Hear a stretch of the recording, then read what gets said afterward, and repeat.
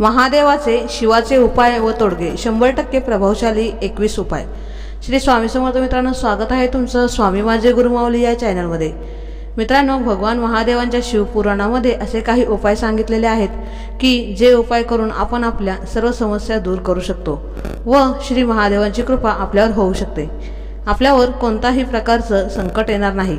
हे उपाय केल्यामुळे महादेव आपल्यावर प्रसन्न होतात। ते उपाय कोणते, तर ते कसे करावे याची संपूर्ण माहिती आपण जाणून घेणार आहोत।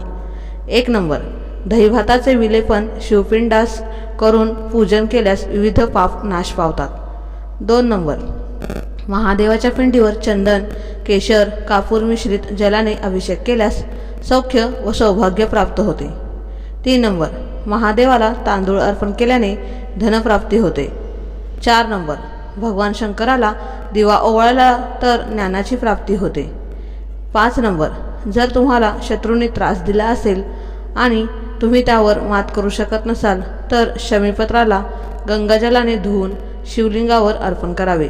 यानंतर तिथे बसून ओम नमः शिवायचा 108 वेळा जप करावा। असे म्हणतात की ह्या उपायाने सर्वात मोठा शत्रू देखील तुमच्या पुढे झुकणार।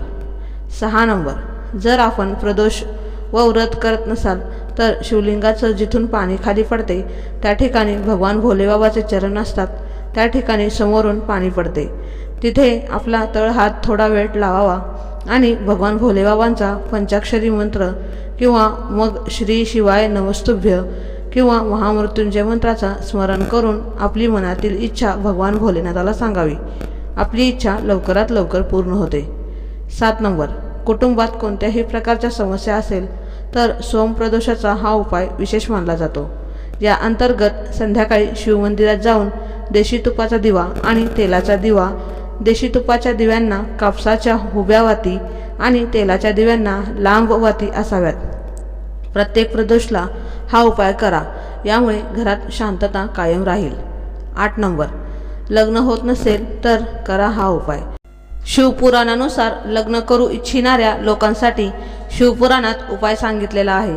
शिवपुराणानुसार अविवाहित व्यक्तीने दररोज बेलाच्या फुलाने भगवान शंकराची पूजा केली तर त्यांची इच्छा लवकर पूर्ण होते। जुईच्या फुलाने पूजन केल्याने कधीही धन आणि धान्याची कमतरता भासत नाही। 9 नंबर, सकाळी शिवदर्शनाने पापक्षालन होते। दुपारी शिवदर्शन केल्यास सप्तजन्मीचे पाप दूर होते। रात्री शिवदर्शन केल्यास अगणित पुण्यप्राप्ती होते। दिवसातून 3 वेळा शिवदर्शन करणारा सर्व दुःखातून मुक्त होतो। अगणित पुण्यप्राप्ती होते। दिवसातून 3 वेळा शिवदर्शन करणारा सर्व दुःखातून मुक्त होतो। 10 नंबर, भगवान शंकराजवळ साखर व गूळ वाहिल्यास धनसंचय होतो। 11 नंबर, आक, रुईचं गुलाबी फूल।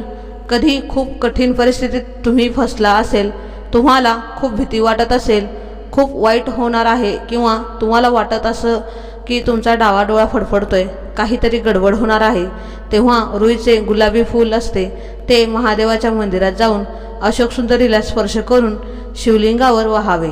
आपली कितीही वाईट परिस्थिती असेल तर त्यातून मार्ग निघतो। 12 नंबर, कमरेच्या खाली फाटलेला कपडा कधीच चुकूनसुद्धा घालायचा नाही।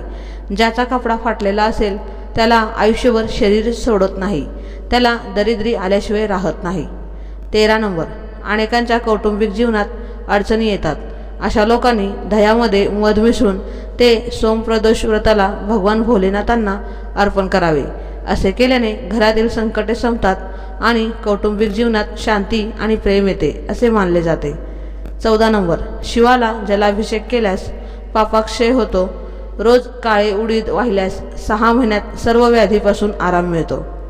15 नंबर, शिवमंदिर व परिसर साफ केल्यास उत्तम गती प्राप्त होते व रोग नाश होतो। 16 नंबर, दही, दूध, तूप, मध, गोमूत्राने अभिषेक केल्यास आरोग्य प्राप्त होते, वेगाने रोग नाश होतो। 17 नंबर, शिवाला काळे तीळ वाहिल्यास धनप्राप्ती सुलभ होते।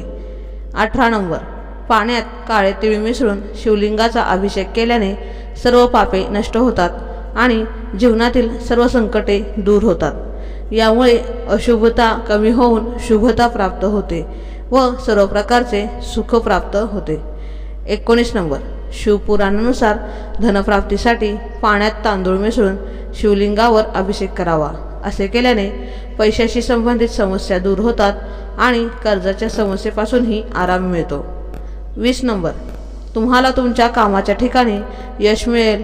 शुभ्र वस्त्र किंवा पवित्र धागा भगवान शंकराला अर्पण केल्याने दीर्घायुष्य मिळते आणि मनोकामनाही पूर्ण होतात.